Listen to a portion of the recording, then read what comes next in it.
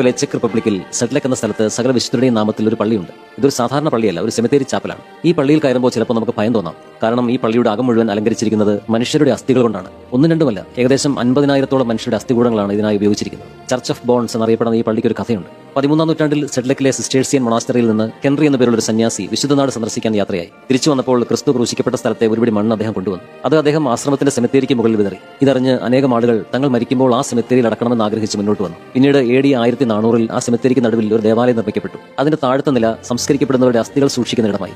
മാരകമായ പ്ലേഗും യുദ്ധങ്ങളും മൂലം ആ കാലയളവിൽ കൊല്ലപ്പെട്ട ആയിരക്കണക്കിന് മനുഷ്യർ അവിടെ അടക്കം ചെയ്യപ്പെട്ടു. 18-ാം നൂറ്റാണ്ടിൽ ഈ ചാപ്പൽ പുതുക്കി പണിയുകയും കുന്നുകൂടിയ അസ്ഥികൾ പിന്നീട് സെമിത്തേരി ചാപ്പലിന്റെ ഉൾവശത്ത് പ്രത്യേക രീതിയിൽ ക്രമീകരിക്കുകയും ചെയ്തു.